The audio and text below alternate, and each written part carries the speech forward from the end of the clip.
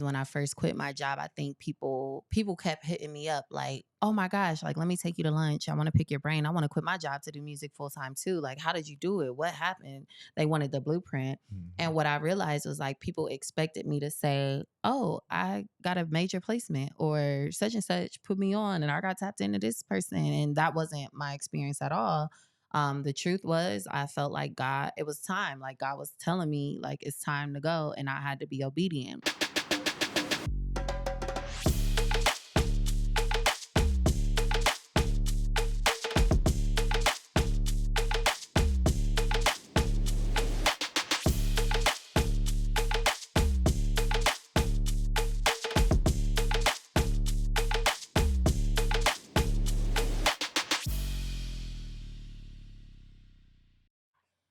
Yo, what's good, everyone? Welcome to the Indie Unplugged. Once again, my name is Vaughan. Just Shahanse. And today, we have an extraordinary guest. Let me take a moment to introduce our guest. Born and raised in Ohio and now based in Atlanta, London Elixir is a dynamic and versatile music producer whose work spans genres such as hip-hop, R&B, pop, funk, and trap.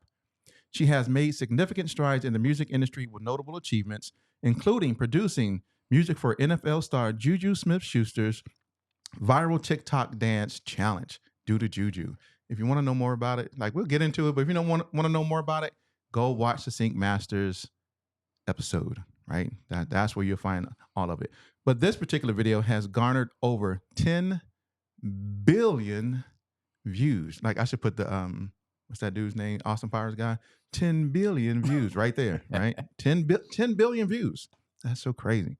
London has also collaborated with high-profile clients like HBO, CBS, Hulu, MTV, and ESPN. Beyond her impressive production credits, she is an author of the Amazon best-selling book, PTO, Prayed Time Off, and the star of the documentary Sink or Swim, which explores her journey in sync licensing. So, ladies and gentlemen, join us in welcoming the extraordinarily talented London Elixir. Aw, that was such a good introduction. Right.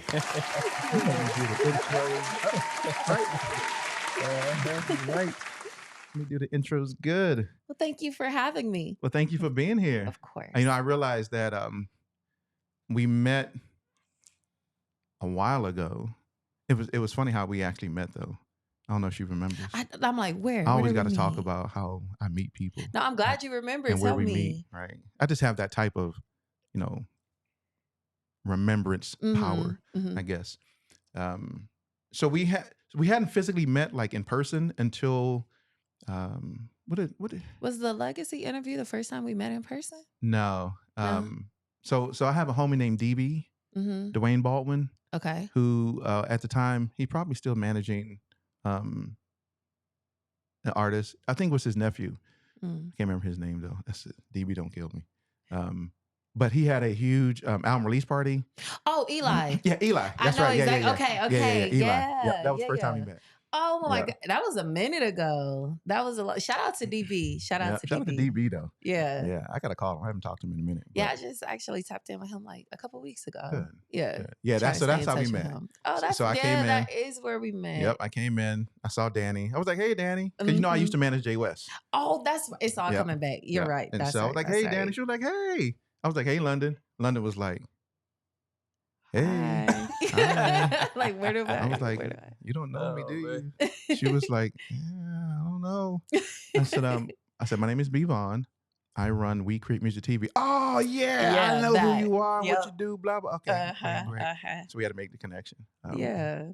So wow, yeah. Shout out to Danny. That's my bestie. Shout out to Danny. That's right. What's up, man? What up? It's good. What up, man? Chilling. I'm chilling as well. Chilling. Yeah. I'm ready to find out more about London Elixir because we did the whole Sync Masters thing, right? Yes, which was amazing. Y'all need to go check it out. Right? She dropped major gems, which we're not gonna get into here, right? I don't want to give the major gems of Sync Masters away here, so you got to go watch it. That. Right? So we shot an amazing production, Sync Masters. Right? She kicked it off. Ladies first, right? With Sync Masters.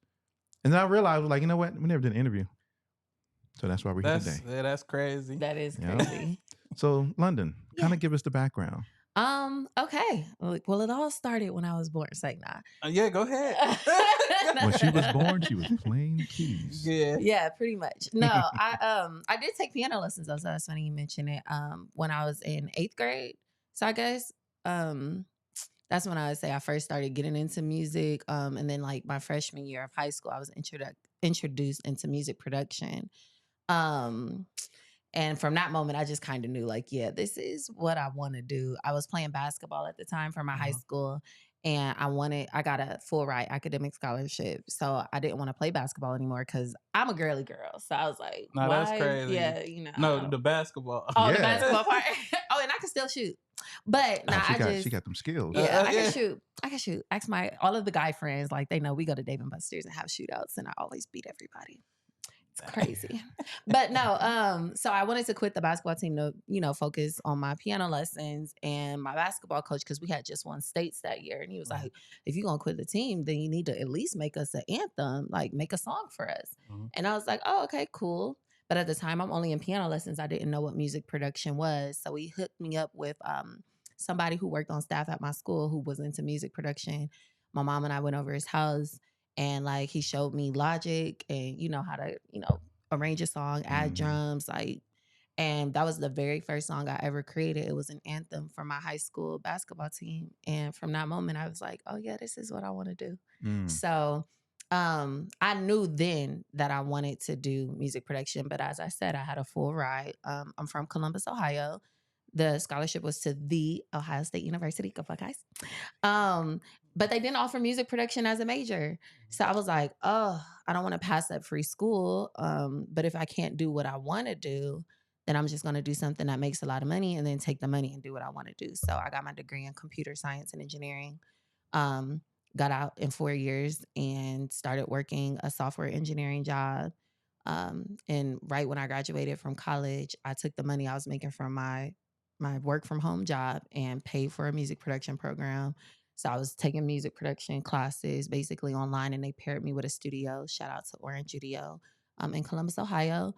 And that's when I'll say I actually really started, studying music production as a craft, as opposed to in high school, it was just a hobby. I didn't even really know what was going on. I was just playing around. But, once I started that program and I got locked in with the studio, that's when I learned how to engineer, and it just kind of went from there. That's when I created London Elixir. So whenever people ask me so how long have you been producing? I start at that moment, in 2016. So yeah, that's a little background. And my brother went to the school as well. Oh, for real? He's Archie Griffin's sisters.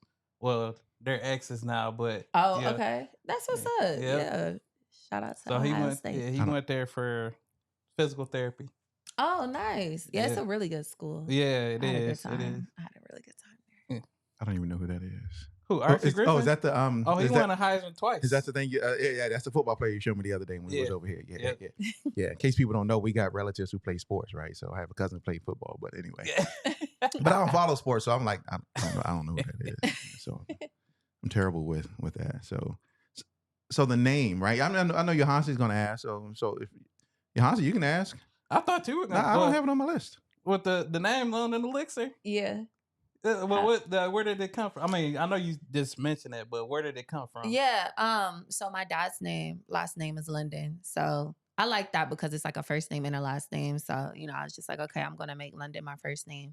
And then I wanted to have 2 names, but I wanted the second name to be a thing. I didn't want it to be like an actual name. Like Kendrick Lamar is like 2 names, but Earl Sweatshirt is like a thing at the end. So I was like, okay, I wanted my second name to be a thing, but I'm not sure, what thing it should be. So I'm a nerd. I just told y'all my degrees in computer science. So I was doing random word searches online, and then I came across the word elixir, and I was like, ooh, now that's fire. That's it right there. Because 1, people don't say elixir on a regular basis. So I was like, that's going to make me stand out. And then 2, an elixir is a potion. And that's how I like to look at my beats. They're like potions, because they come in different flavors, different styles. But then it's also it's medicinal, it's healing, just like music could be healing. So I was like, yeah, I'll be mixing the beats up like potions. So okay. London Elixir. London Elixir. Dope. That's dope. That's really dope. That's dope, right? Thank I you.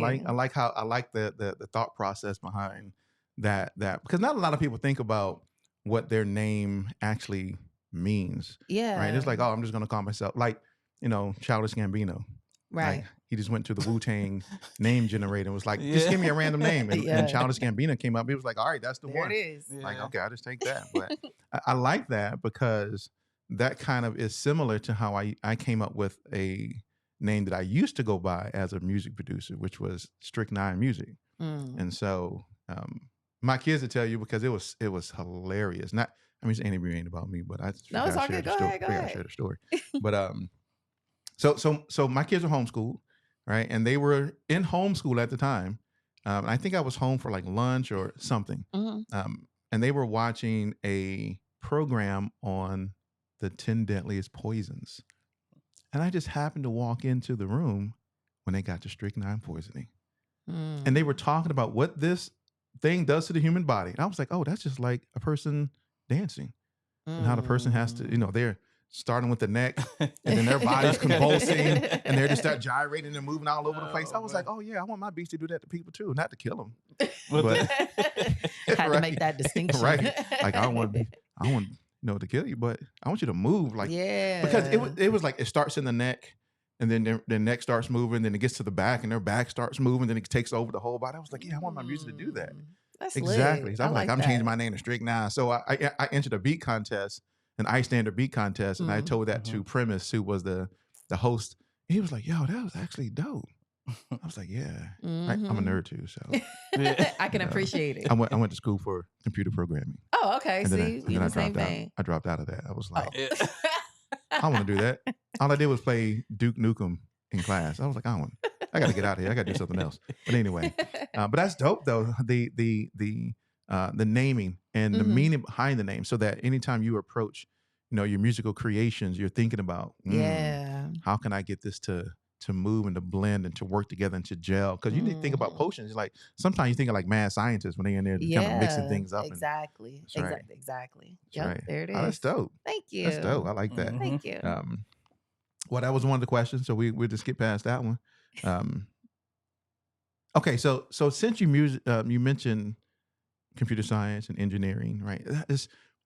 I find, and this is not even a question, but I find that, are you introverted? No, like, well, kind of. So before I moved to Atlanta, I would say no. I was 100% an extrovert. But when I moved here, I became more introverted because I found that I spend more time like by myself, like because I don't have like family here, or at least when I first moved here, I don't have any friends, so it's like I was trying to meet people, but just being away from my family and stuff, I spend more time by myself here, unless if I'm like, going to events and things like that. So I realized like over the past couple of years, and the pandemic probably has like played a role in that as well, but I've become more introverted. Like my social battery is like, it doesn't last as long as it used to. Right. So I would say like 50-50. I think naturally at heart I'm an extrovert, but like over the years it's kind of like dwindled down, like to be a little more introverted. So I asked because I find that most people who get into music and have like an IT background or a computer background usually are more introverted than probably someone who may come from a different type of background. Yeah, I could see that for sure. Like all of my classmates and things like that, they were definitely introverts. I think I was just kind of an anomaly. Like I wasn't choosing that major because I liked it. I chose it because I was like, what major can I do where I could get out in 4 years and make enough money to fund what I really want to do, which is music. So I was never passionate about computer science. So I think that's why I wasn't like most computer students. They are introverted, but I wasn't there for the love of it. I was there like on a mission. So okay, yeah, that makes sense, right? And you just like, hey, I got a full ride, a full, check that out though, a full ride though. How many people get that? That's shout out to God. Hey, yep. A full ride. Playing ball, right? She'll get you, right? Man, you got to test the skills. I've been on the court in so many years. But no, full ride was academics. It was the academic scholarship. That's why I quit the basketball team. I was playing ball, but when I found out I got a full ride academic scholarship, I was like, I don't got to play ball no more. So my bad. I don't think I specified brains. that. Yeah, I was like, I don't have London to sweat. brains elixir. No. Right. Oh, that's man. academic scholarship. Oh yeah, Yes. that's dope. I was Yeah, too dumb to get a full academic scholarship. Plus, when I started going to college, I went to like community. So they were Yeah. like, "Oh yeah, this is all you can get." So Yeah, same here. I ran track and played football. Okay. It was either or for me. So, Yeah. That's what's up though. music was That's kind of after that. yeah, for me too. That makes sense. That makes sense. So with that background in computer science and engineering, I want to get your take on technology Okay. today Okay. in music and Okay. AI Yeah. and machine learning and its impact on music production and more specifically sync licensing.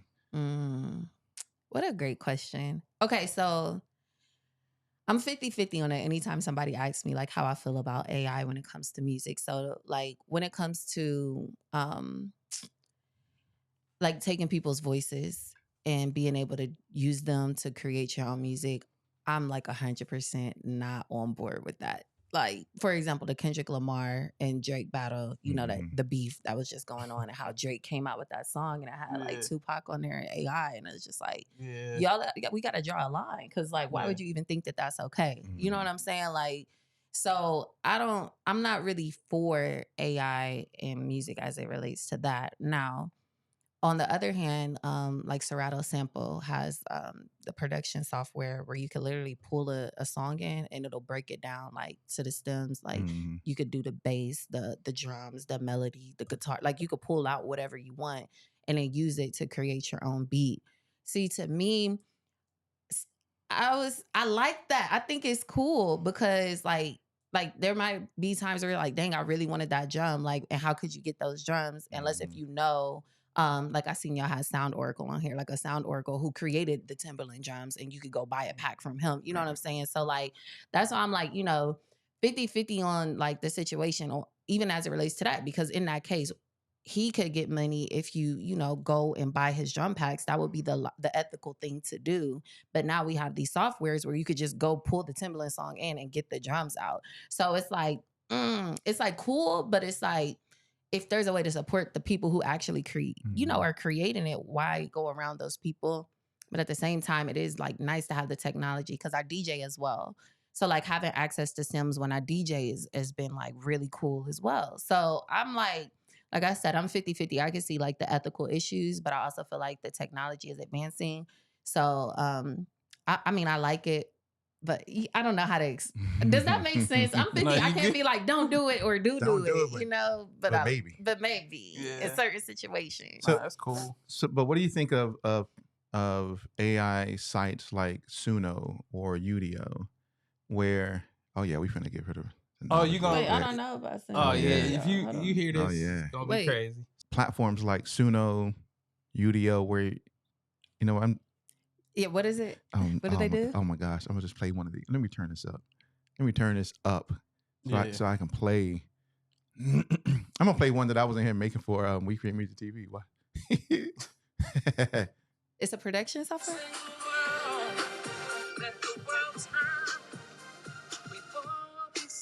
So unique, apparent life and affection can be.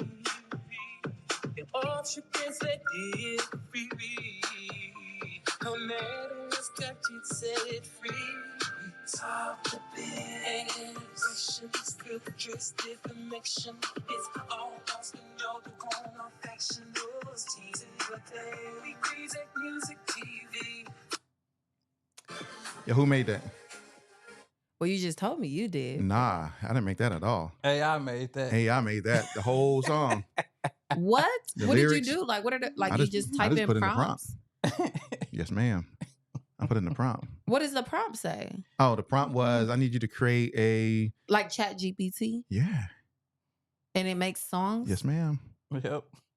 Yep. So I just went in and I said, hey, I need a prompt that, that's more of like a hip hop, R&B type, uppity, whatever. You can put whatever you want in there.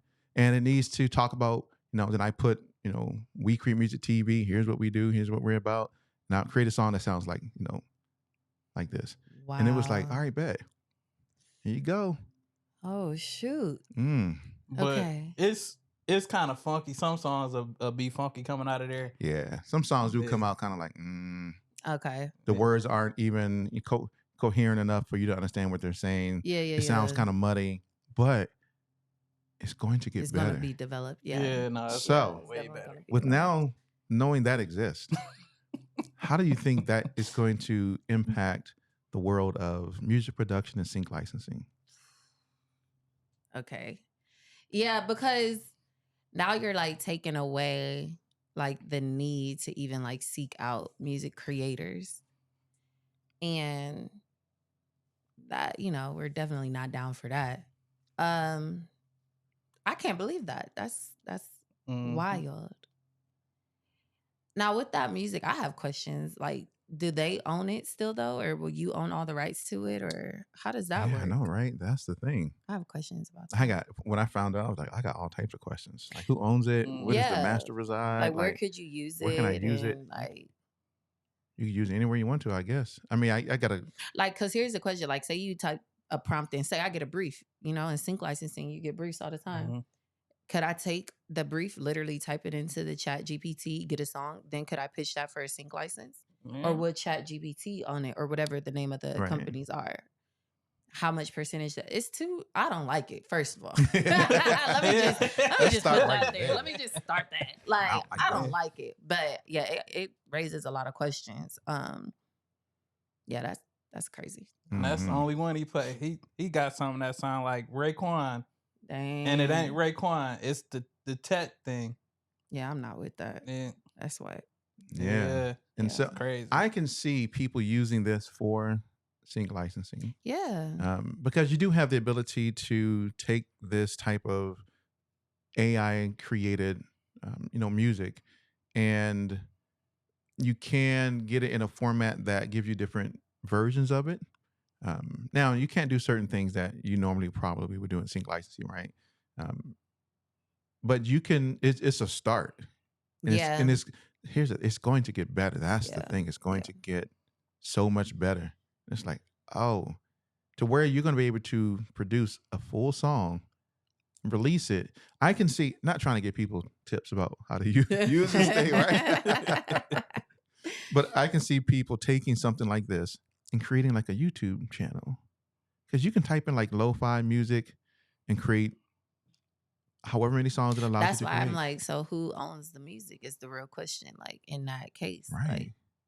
They'll figure it out. Somebody Trust gonna me. figure it out. Somebody gonna figure it out. It's somewhere in their terms and conditions. No, yeah. When you sign up for the app, you're yeah. like, we own this. Right. And if we ever want to do anything, we coming back for it. That's right. It's somewhere in there. I am Yeah. 100% sure. Yeah, for But- sure. Now that's wild. Yeah, I'm not with that. I don't like that at all. She like, she don't like that. Yeah, I don't like Trust that. I don't like Yeah. that at all. But I can see people taking something like that and using it in that capacity. Absolutely. But I mean, that's why. Or even the flip side, not even just from a production perspective, music libraries and supervisors. Instead of sending out briefs, Instead could of just sending go out briefs, create just their own put what they're looking prompt. for in the because app. that's what they do. They send out briefs. Just give the brief to the chat Just- GPT thing and Just come out with something that is literally decent enough, like for them Exactly. to use. And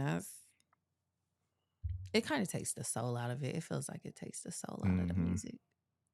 So when you Oh. say it takes the soul out of music, what do you mean? Like, because music is supposed to be like creative, it comes from like your emotions, what you're feeling, and like, different, like when you're collaborating, like you feed off of energy. And when you could just type something in and then you get something back, it's almost like the difference. Like most people would agree, like if you go somewhere and there's a DJ versus if you go somewhere there's live music, you could feel it more when there's a live band playing the music. This is like taking it a step further. It's like, dang, like now there's no like soul, there's no real like creativity like in here. It's just like robotic. You know what I'm saying? Like that doesn't feel authentic to me. I feel like it'll take the soul out of it. Somebody's gonna figure it out. Somebody gonna figure it out. They gonna so figure it crazy. out because Yeah. they So- tried. Remember they had a AI dude that was online. Oh yeah, they had a whole yeah, AI that rapper. But it ended pretty cut quickly. that. Yeah, you they know what I'm cut that. saying? They cut it. Yeah. Yeah. Yeah, It ain't gonna work out. somebody's gonna figure this whole thing out. I just saw recently that where was it at? Some companies were hiring singers and songs, it's like singers and rappers to dub their voices into AI, so that AI could then, once again, like machine learning, Yeah. can then learn, those voices, and then to be able to use those voices in different settings, right? Yeah. I mean, this isn't anything That's just like, I mean, it feels like an episode of Black Mirror. Like, y'all ever love seen that Black show? Mirror. I love Black Mirror. Yeah, it just feels like an episode of Black Mirror. Yeah. Like the one where they had the actors and stuff will sign over the rights to be used in Yeah. like the shows or whatever. And like it's the same thing, like, but on the music Right. side. Because it's I don't think it's really anything new, because in the field that I work in my real life, that we've had this for a while. Like when we create e-learning content and materials to push out to people to take, Yeah. e-courses, Yeah. we can put a AI person in there and type all the text, and they can say it all back in whatever voices that we Yeah. select. Yeah. All right. So it's not anything that's new from that perspective. It now is just making its headway into the music space. Industry. Now we can create actual full music. I mean, that's a songs. good point. Like with any other industry, like robots have taken over. Yeah. And I always tell people, I don't think about this being AI like the Terminator. Nah, This ain't AI like that. Nah. No. Mm-mm. Now that AI, I'm Yeah. RoboCop, right? Yeah. I'm kind of. It's gonna be, like I said, it's gonna be different. Somebody is Mhm. gonna figure it out. They gonna shut it down. That's what you would hope. That's what you would hope. That's what you hope. Yeah. We'll see. Okay. I'm gonna ask this question. I'll throw it over to Hansi to ask his next question. But I want to talk about this. Your documentary, Mhm. Sink or Swim, Yes. focuses on your journey into sync licensing. Mhm. What inspired you to create the original Sink or Swim documentary? Mhm. And how does Sink or Swim Diving Deeper build upon that foundation? Great question. So I decided to create the original documentary because we did a short a couple years ago, Sink or Swim, because I was reaching out to music supervisors and as usual, trying to get into sync, get some syncs and things like that. And one of them was like, hey, you should come to the Nashville Film Festival. There are a lot of music supervisors there. I helped put it together, so you should come check it out. And I was like, oh, okay, great. Me just being super ambitious. I'm like, well, if I'm going to a film festival, I'm going to create a film. Like, Yeah. I know I'm there That's right. for, to meet the music supervisors, but I'm going to submit a film. And I was like, I think it would be cool to like, because people are always asking me like, well, how did you start getting syncs and things like that? So I was like, I'm going to give a quick short film documentary about how I started, getting syncs. And that inspired the short film. Now, the funny thing is, it didn't even get accepted into the Nashville Film Festival, but we still went, and I made a lot of great connections there. Like that to this day have led to more sync placements for me. But that's what inspired the original film. Since we were submitting to that festival, we had to make it a short film. There was a time restriction, so that's why and we were on a time crunch. Like I found out about the film festival in March, and we had to have it turned in by June. So we did the whole short film in like 2 months. So shout out to my team. Go team. Yes, go team. Mhm. Ogechi, Maddie B, Mogul Ma, like that's my film crew. So that's how we did the short film. So what we did was a short film screening like here in Atlanta. And we did 2 private screenings. Both of them sold out. Everybody enjoyed it. And we did Q&As after. And they were like, oh, we just wish it was longer. Like we have like more questions and stuff. And, we would love to see more. So that just kicked it into gear. Well, let's just create a full length film where I could give actual details, not only on how I got syncs, but how you can get syncs too. And that's what inspired Diving Deeper, the feature length film. So we started production for that last year, top of January. And well, I think we started filming in like April, but we started planning in January, and we finally have it done. So we're going to be doing a screening of that film in July, the 14th. The 14th. July 14th. To be specific. July That's 14th. right. Come to the That's screening. right. It's in Atlanta at 2 p.m. It's going to be great. This film is just not only, it's not like we just took the short film and added to it. It's a completely different film. Mm. So we went to my hometown, like we get into my background, we go to the studio, the very first studio that I worked out of. We went to my high school, like the story I told you guys about how I got into production. We talked to the person who introduced me into music production. I have music supervisors that I've gotten placements with. They're in the film as well. We interviewed them, like talking about what they look for from, you know, people who are pitching music to them.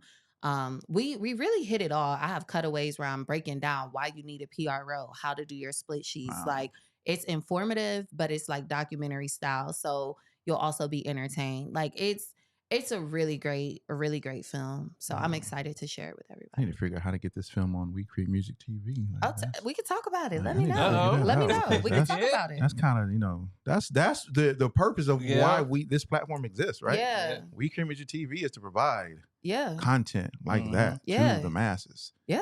Yeah, we could talk about that. All right, bet. Because Let's I talk do about want to put short films and feature films. And, Mhm. yeah. Yeah. All right, bet. Yeah, for sure. Okay. Yeah, let's talk about that. Yeah, I'm excited now. Look, I'm excited Yeah. anyway because I want to see. I'm going. You know, Mhm. me because Johansa hit me up. He was like, "Hey, we should go to this." I was like, "Yeah, I'm already going." Yeah. He was like, Yeah. "Bet." He was like, Yeah. "Bet." Yeah, for sure. So, It's gonna I'm be like, yeah. awesome. I can't wait to see y'all there and hear what y'all Oh, think yeah. of the film. It's I'm sure really, it's gonna be really dope. good. Yeah, it's really good. Sure, it's gonna If be I do dope. say so myself. That's right. Yeah. Right. You know me. I am a camera guy. I Mhm. love You saw all this. Yeah. Yeah, I love cameras and lights and setups and actual shooting. Yeah. My goal, I want to shoot a short film sometime Nice. here soon. My thing is kind of like probably what you already have is a team that can, you know, facilitate that. Yeah, you know, it's funny how that came together. I just had the idea to do the film. I had no team like in mind. I had no idea how I was going to do it back in the short film like era. So Maddie, I know she had shot music videos and she does content for herself. So I was like, hey, have you ever shot a film? And she was like, no. And I was like, you want to try? And she was like, okay. man. So she was down. Because I've gotten placements, like everybody on my team I've gotten their music placed before, like music that I've produced for them placed. Mhm. So I was already tapped into them on the music side. So then Maul is just a really great ideas person, and we're very organized, and like, you know, he's good at like directing and coming up with like plans and structure, and like we're alike in that way. So I knew I wanted to have Maul involved to help me keep everything together. And then like one day, and I was just planning on having Maddie edit it too. We didn't know. I was just like, you know, I'm the type of person that's like, you got to do what you can with what you have. I Right. don't wait for everything to come together. I just be like, we're going to start, and like, you know, God willing, the pieces will fall into place and everything's going to work out. So I happened to be at the studio one day, and Ogechi was there. And I was telling her like, oh yeah, I'm working on a film, blah, blah, blah. She was like, well, you know, my degree is in film editing. Wow. Look at a goal. I did not know. I had no idea. She was like, yeah, I'll edit the film for you. Yep. I Right. said, oh, okay. So that all just fell into place, which was like, now that I know, you know, doing the film, both films, I've learned a lot more about like the different, you know, pieces that you have to put together. And I'm so grateful for Ogechi, because I'm like, the editing process alone, whew, Jesus Christ. Like, I know she'd be tired of us, but like, that's a whole different beast. So I'm like really grateful that she was on our team as well. So yeah, that's how that all came together. I didn't even know. I just was like, hey, I got an idea. Just go with what you know, and, you know, figure it out along the way. So what were like some of the major challenges you faced during that process? Even with the short documentary and the full feature, what were some of the challenges that you identify or that you experienced, and how do you overcome those? That's a good question. So like with the feature film, one of the biggest challenges was like technology. So there were a couple times where Ogechi's computer, like something was going on with the program she was using to edit the film. Do you have Mac or Windows? She has Mac. Don't give me the lying. She was using I want to say the Adobe one. Oh, Adobe Premiere? Yeah, I can understand why. Yeah, but somebody told her she should switch to DaVinci. Absolutely. Okay, so yeah, so that part. 100%. So yeah, there were some issues with, but we were so far along, we didn't want to like start everything over. But there were a few times like for example, she was like, something that, you know, might have taken 20 hours is now taking 80 hours. And, you know, like, it's just like trying to figure out troubleshooting issues and things like that. So that was holding up a lot of the editing at points with the full feature length film. And then scheduling has been a big thing. You know, like you have multiple people's schedules who you're trying to coordinate, especially when you're fitting other people into the film. That was a thing. We also had to learn how to do audio because, you know, that's a whole nother beast, That's a you whole know, nother like we're beast. all just figuring this out. So we like rented equipment to shoot the feature and had no idea. Like, we're like, what's going on with the audio here? Like, you know, and I'm like, well, just plug it up. Like, I don't know. So challenges of like learning the technology was a thing as well. But we got it all together. And then like another piece fell, shout out to Mike, that's the engineer who ended up editing the audio. Cause like with the short film, we were able to like do all the audio and everything on our own. But with the feature length film, there were a lot of different sources of audio. So balancing it out, I realized was not something like that Ogechi should have to have on her plate in addition to editing the film. Mhm. The audio was something separate. And then with me being, you know, a producer, engineer, DJ, like my ear is different anyway. So I was like, I don't have the time to sit here and be like nitpicky about it, but I want to be involved. So I hit up my friend Mike, who engineers most of my music, and I was like, "Hey, have you ever done a film before?" And he was like, "No." I was like, "You want to try?" That's my thing. I like it. You want to try? You want to try?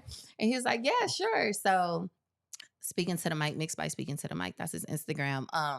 He did the audio editing for the feature length film, so I went over his house a few times and like, you know, just balanced everything out with him, made sure the audio was right, and yeah, like all the pieces, those were the challenges. I think like technical challenges were like the biggest thing for us. But we worked it all out. And like we're all perfectionists. So another challenge was like knowing when to say the film is complete and to stop doing edits on the film.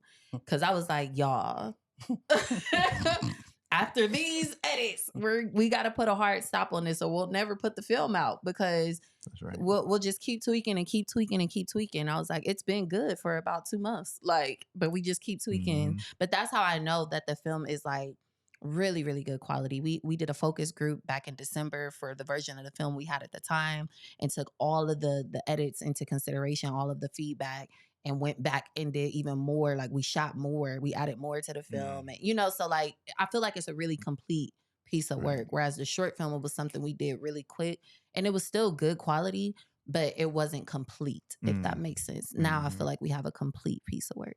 So did y'all do storyboards? I don't, not really. Okay. We kind of just we have a lot of documents. We're like a Google Docs Okay. group. So we put a lot of like overall ideas. Like, what do you think the beginning should be, the middle, and the end? Like, I think we should shoot this stuff. Like, we have to shoot this. And then it's like, we came back and put it all together in the end. Like me and Okay. Maud would sit down and be like, okay, like this clip from 145 to 237. I think we should use that. And then this clip from, and then we sent that to Ogechi, and she went back and like, you know, put it all together. So Right. I'm just saying, you know, we create music TV, we're film people over here. no, yeah, Yeah, shoot, You know what we I'm saying? We okay. Yeah. I do the know. storyboards and the call sheets. See, You know, listen, call we didn't do sheets? call sheets. yeah. We ain't this We was doing call sheets and all that. nah, yeah, we ain't Yes, do ma'am. shoot. We is just like That's what time you're putting supposed it to be together. here. Yeah. It's time breakfast is going to be. It's time lunch is going to be. This is Uh-huh. what time you need to arrive. This is time when, you know, these actors need to be here. Here's when these actors, oh yeah, we're going to use call sheets. No, yeah, that's good. That's Yeah. good. I think we were just, since our team was so small, we Right. met a lot. No, that's the, Yeah, we met a lot, and Yep. we like, I like would just be like, okay, so the meeting is for this. These are the topics we're going to discuss today. Like, you know, sometimes it would be in person, sometimes virtual. Like to this day, we're having weekly meetings leading up to the premiere to right. just make sure we have everything. Oh yeah, we ready can get a for that. cinematographer. Yeah, We're gonna have a exactly. DP. Exactly. Oh yeah, we're gonna have a first AD. I'm trust me, I am like into You when on it. I say I'm into the film stuff, I'm into the film. I got Yeah. music stuff, but I got rid of a lot of music stuff to really do more film stuff. No, you tapped in. Because music ain't well, it ain't paying me. Well, yeah, but Like, yeah. Yeah. It ain't paying me. See, But, and that's, you got to find what works. Like, do what works. What's gonna make the money? Like, That's right. yeah. Yeah. Yeah. So with the creative process, like for sync and just sending it to another artist, like how does that work out? Like you pick the drums or whatever sounds you want in the music. Like how does that process go for sync and regular? So for sync licensing, usually I'm creating based on a brief that is being sent out. So I'll have like reference tracks and like an idea of what they're looking for. So I create based off of the brief usually when I'm submitting for sync. As far as like artist creation, I actually focus so much on sync now. I'm not doing the artist stuff as much. Okay. I do have beats that I'll just create, like, like my potions that I feel like creating. Mm-hmm. And like I have like a beat store. So if anybody wants a beat or like if they want something, they can reach out to me. I could create something custom for them. But um the artists, like, it hasn't been my focus because, like you said, the artists weren't really paying like that. So I was like, I'm not really focused on that. But with Sync, the music I create for Sync is like almost always full songs anyway. So I still work with artists very Mm-hmm. often. I just like have them writing to the briefs as well. So I'll create the music and then I'll send it to them and then have them, like, y'all had Maddie B on here the other day. Like, I'll have her write to the brief that for the beat that I just sent her. Like, so that's what I'm Like, that's how how do it how do you works. pick the artists, like, for the briefs? Like, you want hip hop or like Yeah. what? So for me, it's one, the first thing I think about is who's going to be able to get this done in time, because sync briefs are very, like, the turnaround is really quick. Who's going to be able to get it done in time? So that means if you could record yourself at home and send the stems over to my engineer, like, you are top of my book, like, as far as that goes. And then after that, I think about like whose writing style matches the brief, like, Mhm. naturally. And I try to pick it from there. So I have like a handful of artists that I usually work with, like, for those types of things. Yeah. Mhm. Yeah. And you know where you can find more information about about that? is in Sync Masters. Exactly. Yeah. So let's go there. Okay. Speaking of Sync Masters, right? This was the idea I just came up with in my head. I was like, so for me, it was because I wanted to provide content to the independent music space, right? That is the whole purpose of We Create Music TV, to be like the Netflix. I always say Netflix, but it could be Netflix, it could be Tubi, it could be All Black, right? All these other, like, Hulu, Yeah. Amazon. I always use Netflix because they're like the biggest. But Yeah. but for independent music creators to provide education and content and films like Sink or Swim, Mm-hmm. the original one, and the documentary one, right? Mm-hmm. The Diving Deeper, Yeah. right? And provide that as content for people to come and watch and go, oh, I want to watch this. Click. Mm-hmm. Oh, Sync Masters. Oh, I want to learn more about Sync Masters. Yeah. Sync licensing. There are 5 episodes about people who are Sync Masters, who are giving you the real Yes. deal and walking Good. through how they really did stuff. You got some heavy hitters on there. Heavy too. hitters, right? Heavy Yeah. hitters. Right. I had to start with a heavy hitter, and I had to end with a heavy hitter, Yeah. right? And so Yeah. me and my editing guy, we were like, how are we going to start this? Like, well, I want to start with somebody who just and it was like, we're gonna start with London. Yeah. We're gonna come out with the gate, 10 billion views, right?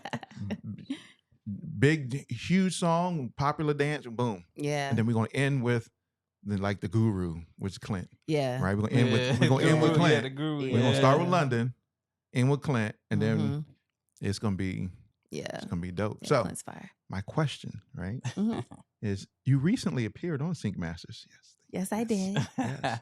Which showcases experts in sync licensing. Can you share your experience on the show, what you discussed, and any key insights or advice you provided during your appearance? Well, let me first say, y'all should go watch the episode. What camera I'm looking at? Y'all should go watch the episode. Because it's fire. But my experience, you're so professional. Like, you came in, and first of all, one man team came in and had that whole thing like together. The lights, the cameras, like, everything was very well produced. Like, you put it together very well. You had your questions ready. Like, everything was very smooth as far as the filming process. So my experience was great. So, if anybody, if you're reaching out to more people, I know, like, because you have your podcast and your show, like, super professional here. Like, if he reaches out to you, just come do it, because it's gonna be great content. The quality of the show, when I seen it, the editing, everything, it looked really, really well. I was really happy about it. Like, yes, I love this. So thank you for having me. As far as advice or tidbits to give out when it comes to sync, I think, like, one of the key things I talked about was how I approach music supervisors, because that's like the difference between my sync experience and a lot of other people's sync experience, is that as opposed to like going through libraries to get my first placements, I got my first placements through music supervisors by having direct connections to them. So a lot of people will reach out to music supervisors if they know. Some people don't know who they are, but once you know, you might reach out to them, but you're reaching out in the wrong way. You're just reaching out like, hey, I hear some music, like hope you could use it type, and it's like, did you research what shows they're working on right now? Is your music a fit for those shows? Like, do you own the rights to the music that you're submitting? Like, or did you get your beat from YouTube? You know what I'm saying? Or right. Or these AI softwares. Do you know if you could even submit this music for sync? Is the song registered with BMI? Are all your songwriters ready to sign off? Like, what's the deal? Like, the main thing about working directly with music supervisors as an independent creator is that you don't want to be a headache for them. You want to make it as easy as possible. So, and you want to show them that you research them and that you want to seem like you're doing them a favor almost. Like, hey, I see the show that you're working on. I've heard the music. I know that this is a great fit for your vein. It's one stop and easy clear. So if you'd like to use it, I could send you a disco link, not an MP3 attachment to an email. There's just like little things that will just make you seem more professional. So that will be like my main, takeaway from the Sync Masters series. Like, just when you're reaching out to people, they are human. You have to establish a relationship with them, but do so in a way that shows respect. Do your research and don't just look for help. Come at it like you're trying to help them. That's right. And if you want to know how she got into sync licensing and all that, go Check watch out the episode. Yeah. Go watch the episode. Right? She talks about all of it in there. So you got to watch the episode, Yes. right? Yes. So yeah. That's how we are over here at We Create Music TV. We are professionals. We are a very small team, right? Sometimes it's just me, right? So like my other camera operator had things that was happening at that same time. It was like, yo, I can't come. I got other stuff that's going on. Yeah. I'm like, Yeah. shoot. Yeah, I was like, dang, you doing all this yourself? I was like, shoot. I was sweating like, okay, can you sit over here?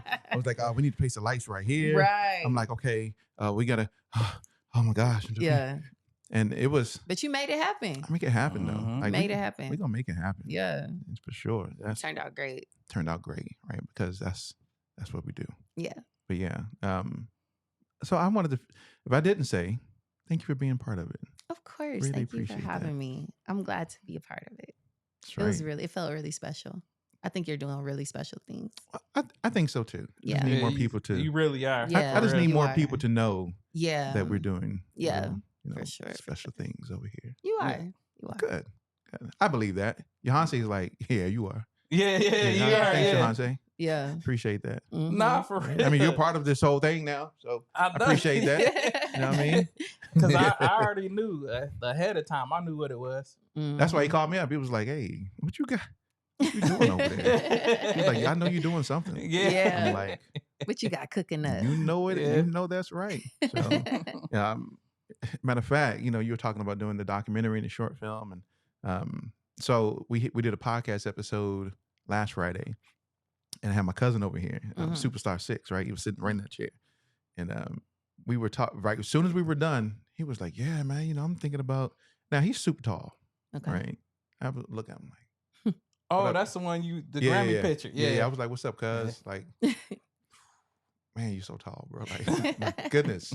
But after that, he was like, you got all these cameras and these lights, and you got a clapper in there, and you got all these things, actual real film equipment.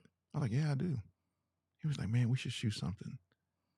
I'm like, anytime, let's do it. He was like, I got ideas. I said, I don't have issues with ideas. My issue is never the idea.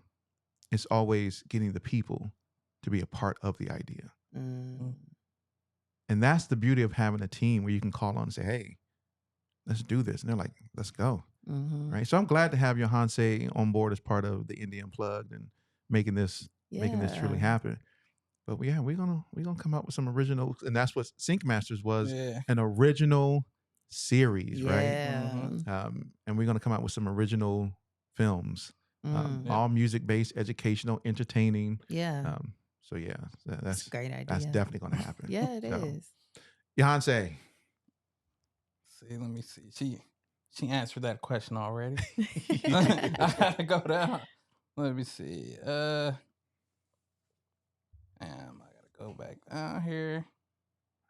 I know a question I want to ask. If you don't have the question ready, Yeah, you can go ahead and Bet, ask. 'Cause I mean, PTO. she Pray time off. she going through and Just she hitting all the- answering hitting all the the questions. points. Yeah. Oh, PTO. Pray time off. Yes. Right? Yes. So what inspired you to write PTO? What message did you hope to convey through the book? Mm-hmm. And not only that, what challenges did you experience in writing the book? This Mhm. your first book. Mhm. So what experience did you? What was that experience like? And what challenges did you go through to accomplish finishing the book? Yeah. So PTO, Pray Time Off. It's a book about how I quit my job to run my business full time. And I wrote it actually at the time that I wrote it, I had never gotten a sync placement before. So I like to always specify that this book is not about sync licensing, in case if anybody is confused. It's about living in your true purpose and knowing when to take a leap of faith. So what inspired me to write the book is when I first quit my job. I think people kept hitting me up like, "Oh my gosh, like let me take you to lunch. I want to pick your brain. I want to quit my job to do music full time too. Like how did you do it? What happened?" They wanted the blueprint. And what I realized was like people expected me to say, "Oh, I got a major placement or such and such put me on and I got tapped into this person." And that wasn't my experience at all. The truth was I felt like God, it was time. Like God was telling me like it's time to go and I had to be obedient. Now that being said, there were also a lot of things that I was doing to prepare to put myself in a place to be able to quit my job. But at the time that I quit, I did not feel confident in myself that like it wasn't like I had money sitting in the bank and I'm like, all right, bet I could do it now. Or I know this is about to come through, so I could do it now. It was like, are you going to be obedient when God is telling you, or are you going to just sit and stay safe in your little bubble of a job that you don't even like, you know? Mm-hmm. So, and you know, we said it earlier in this interview. I was working a job as a software engineer. Like that ain't no little money to Yeah, walk ain't away little money. from. You know what I'm Yeah. saying? Like, but the Bible says you cannot serve God and money. So I was like, who is your trust in? And who got you the job in the first place? And who got you the full ride that got you the job? And you know, it's just kind of like knowing that God is ultimately in control. And I want to make sure that I'm always walking in the will that he has for my life because he is my creator. So like, who better to tell you what you were created for than the one who created you? So PTO, Pay Time Off. I wrote the book because I wanted people to know the truth of the story and not make assumptions. And I wanted to inspire people, like, because a lot of people will have that same nudge and be afraid to take the leap. And I wanted to let people know, like, you know, I had that same feeling. And I hope that, you know, if you feel inclined to follow your true purpose in life, whatever that may be, because it doesn't have to be music. The book is really just like about following your true purpose, whatever it may be. And my experience was music related. So that was the yeah, that's what inspired me to write the book. I wanted to get the information out to people. And then honestly, the challenge, I think the biggest challenge in writing the book was I wanted to be honest and transparent. And it's not a glitz and glamour story. It's not like I quit my job and then I got this major opportunity. Like, great. It was like I quit my job and I was looking like, okay, God, like, where is the money? Like, it's it's a story of like it's real. And I was like, am I really gonna tell people like the truth of like how much money I made after I quit my job? Like I only made like $500 like in that first month. And to go from a, you know, a salary to that, like it was scary. So I think the biggest challenge was just being honest with people, so that they could understand that things like your story might not always look like an Instagram highlight, you know, but it's real. And like the blessing and all of that is like to this day, like I've still been able to never look back. Like I always had what I need when I needed it, and like trusting God, and I'm free, and I feel like I'm really fulfilling my true purpose. So yeah, that's the purpose of the book. Mm-hmm. Hmm. So you stated that you were doing things in preparation. Yes. So, and I'm sure it's in the book, right? So Yeah, you it's got in to the book. read. Go read the book. You got to read Pray Time Off, right? www.londonelixir.com/PTO. That's where you can get your copy. But You know, yeah. can you give us just a hint at what were some of the things that you were doing from a preparatory perspective? Yeah, absolutely. So, first of all, I was working full time, like, and taking the money that I was making to get myself out of debt. so that my bills would be lower whenever I did quit my job. It would be less financial burden to try to keep up with. That was the first thing. The second thing that I was doing in preparation was I moved to Atlanta. I had a work from home job. So I wanted to get to a music city and be stationed there before I quit. You know what I'm saying? So I put myself in position. I'm making connections. I'm building relationships. I'm meeting clients. I'm working out of studios. I'm interning. I'm volunteering at radio stations. Like, I'm building relationships and networking.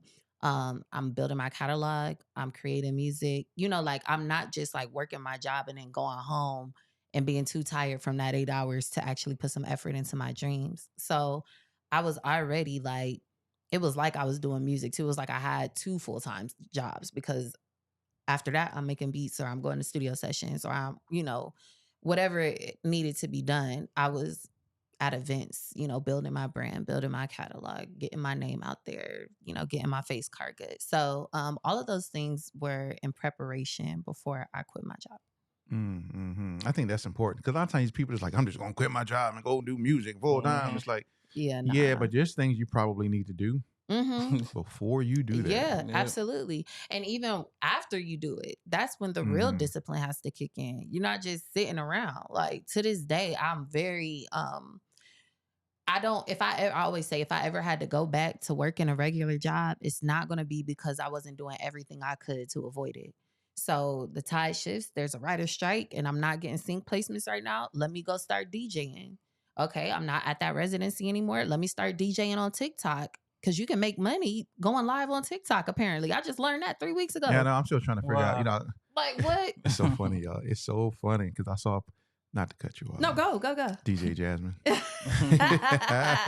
Not to cut you off. Yeah. But, right, so I'm always about growth. How do I grow what I'm doing? How do I grow this channel, right? And so London had posted up the other day, hey, look at this. Look at God. I went from 24 to 26. I was like, yo, okay, tell me. I need to know how you did that. Like, what's the strategy? She was like, God. I was like, yeah, but what specific? She like, God did. I was like, yeah, but what specific prayer did you pray? What words did you use? See, that's the thing. Where were you at? And you're in your were you in your prayer closet? In the prayer closet with the warriors. Like, right. Did you call down angels? Right, like, I need to know. No, that's so funny. No, but to that point, like, there is a balance. Like, there's God, but then there's like work ethic as well. So with that situation, when I started going live on TikTok, this was almost 3 weeks ago at this point. I was at 6,000 followers on TikTok, just from having a TikTok in general, over the years. But I was like, I'm not at this residency anymore. Let me start, just DJing on live just to keep my reps in, whatever. So I started going live, and you seen the story on my Instagram. And like the first time I went live, I was only on there 30 minutes. I had 500 total viewers. I was like, oh, that's pretty cool. Then the second time I went live the next day. Consistency. I was like, let me stay consistent. I went live the next day. I had like 800 viewers. I'm like, okay, cool. And then like the next day was 20,000. The next day is 50,000. It's like, yeah, what's happening right now? Listen. I'm like, so, and then so to this day, I think after my live yesterday, I got 29.9 thousand. So I'm almost at 30,000 viewers on TikTok just from going live like for the past few weeks. But the prayer was not, God, give me money. I need some new money. It was, give me wisdom, give me an idea, give me a plan, give me some strategy, like put things on my heart, like that I'm supposed to be executing. I don't know like exactly what I'm supposed to do, but I want to be in your will. That's the goal. And you have an idea in the back of your head, like out of nowhere. Where that idea come from? The Holy Spirit. Follow that idea. Because you don't know what, I had no idea that. I was just like, okay, let me just start going live on TikTok. It wasn't, I can make money from going live. It was, okay, let me go live on TikTok. I'm on there the third day, and these people are sending all these gifts, and they're like, somebody told me, somebody in the chat was like, yeah, these gifts are money. And I was like, I'm telling y'all I go check my balance. I'm like, oh, wait a minute. Y'all sending money? Yeah. Hold on. But then with that, using what you know already to enhance it. So once I started realizing it was a popular live, I'm like, oh, what can I do to keep people engaged? And I have homegirls that I talk to, like Danny is one of them. One of my friends from back home, Vaughan. And she was like, you know, like I would be drinking on there because we would be there on there for like 2 hours. You know, I'm Mhm. like thirsty, you know, like we're drinking, we're taking shots, it's fun, like whatever. And she was like, you know, we should drink every 10,000 likes. That way people stay engaged. It's a reason for them to keep liking the live. The more likes you get, the Mhm. more interactions, you know, the Mhm. more TikTok will show Mhm. other people your live. So now we drink every 10,000 likes. All right, everybody take a drink every 10,000 likes. You know what I'm saying? That's something to engage them. But furthermore, what I plan on doing is like, eventually I'm going to get some drink endorsements or You sponsors got that because right. like Yeah. we They take keep drinks drinking every the drink. 10,000 likes. Yeah. Y'all see what my stats are. Send me some money to put your drink on my show. You know what Right. I'm saying? So Sync like champs. Sync champs. I know Sync that's champs. right. Sync champs. So Right. yeah, you know. Yeah. So yeah, just trying to stay consistent with that, see how to grow that.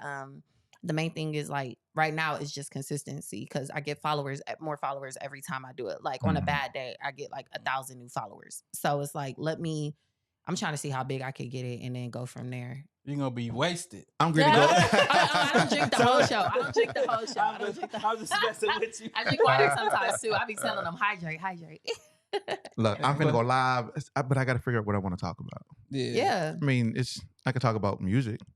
you Yeah. know? Yeah. Who wants to hear me just sit and talk about music though? Like, See, and that's the thing. I will say, like, there's like a cheat code with my life. I'm a DJ, so I'm Right. playing music that people want to hear. So, like, that's why it's so popular. right. People want to come in and they see like a Mhm. girl DJ, and they're like, "Oh, this is fun, and I like your outfit." Like, Right. you know, so And she's in there like, yeah, and I'm dancing to the music. Let's go. So that it's and I interact. The main thing I would say, like, when you go live, is interact with whoever's in there. When you see them join, don't wait for them to comment. You see the name pop up. Who's in here? Hey, what's up, Erica? What's up, John? Okay, user 674. Like I call out them people too. Like, what's up? Thank you for being in here. Go ahead, tell them what to do. Tap the screen, hit some likes, follow me if you haven't already. Like, give them calls to action the entire time you're there. Like, because that's like different people come in and out. Like the number changes Right. the whole time, but whoever's in, like if it was at 400, now it's at 600, now it's at 500. Every time I see the numbers like make drastic shifts. Hey, if you're new in here, welcome to the channel. Make sure you hit that follow button. I'm trying to grow my brand. Help me out. Like, and then you start seeing the follows come through. So Right. I would just say, try to think of something like your prayer. God, like I want to like grow my brand. Yeah, Like give me a strategy, give me an idea. What would be interesting for people that will get them in here and keep them engaged? That's the main Right. thing, keeping them engaged. Keep I them take song engaged. requests. People waiting to hear their song, they'll stay in the live, you know? So Yeah, see, I don't have that. that's what I'm saying. Maybe- but I'm ask, gonna start ask God singing. for it. I'm gonna start He said- singing on there. Yeah, Shoot, see, you there could. you Nah, go. nope. You keep talking about Nope. singing. Go in Nope, there. they Go in gonna there be and like, sing. Episode, you talking man, about singing. Is It's in there your such- background. Is there such a thing as getting negative views? Yeah, that's probably what's gonna happen. I'll be the But first. so on TikTok, you Nah. can have a moderator.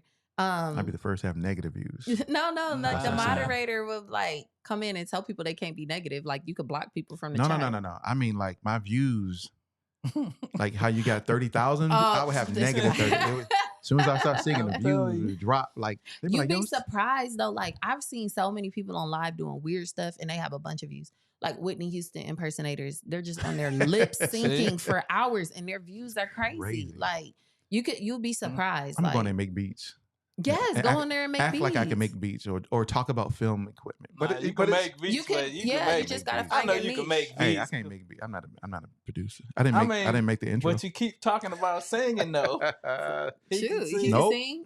You can Nope. sing for Nah, real? he can Nah. sing. He playing games. He playing games. Nah, I'm not doing Yeah, yeah. I'm gonna ask you about equipment. Like what equipment do you use? Like give us it. Oh, some no, she names. can't tell you. You know why? It's on the same. It's in the Sync Masters. She'll tell you. It's in Sync Masters. Go watch the episode. Oh, I She'll- can tell you the DJ stuff I use. yeah, there you go. Okay, Yeah, the okay. DJ stuff. Yeah, that type of equipment. Yeah, so I actually just have a DDJ Rev 1 controller. Nothing too crazy. Yeah. Pioneer, shout out to them. I use Serato as my software, Serato Pro. And Tidal is where I source my music from 90% of the time. Shout out to technology for that. I don't have Yep. to like download a bunch of music. Mhm. Also, I use an iRig when I'm streaming live. I Mhm. use the iRig Stream to get the sound literally directly out of my Give it a board plug, give into it a my plug. phone. Yeah, shout out to Sweetwater. That's where I got my iRig. Mhm. And I have a Phoenix Pro microphone that I got off of Amazon, and that's it. Yeah, I have the headphones that came with the board, and that's it. That's what I do. Mhm. That's it. And she be in there doing it. DJ Jasmine Simple. Yeah. on the ones and twos, Simple. Yep. killing it, killing it. Easy. Easy, Let me easy. see. So, as we get ready to wrap up, Uh-huh. what's next for London Elixir? This question always like, What's I don't next? know. It's coming up. You don't know. Yeah. It's She's like, I don't know. I be having so much going on currently. Okay. So something that you can look forward to in the near future, outside of course, my film premiere. I have a sync Q&A session at Skin and Bones Project Studios going on the 29th. Then my film premiere is on the 14th of July, and a little spoiler alert. I've been planning an event with Jan. I don't know if you guys know, that's Hunter on Instagram. Oh, I was producer. watching his video the other day. Yep.